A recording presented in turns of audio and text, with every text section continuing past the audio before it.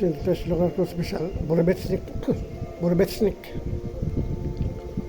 Ayan ay 10 August 2025. Sunday, ito alas 7:30 na pasado, alas 8 na.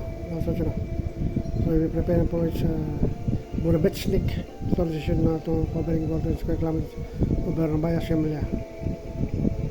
Testing range.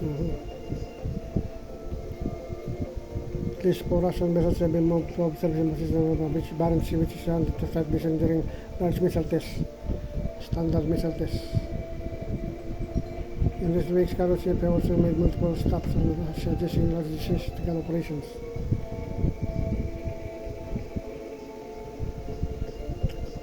Special Asado of Investigation of this part of the air of special another sign of plant testing of Burabetsnik Skyfall missile. Those calculations is a nuclear power engine to achieve limited range, which will activate other of launch after launch.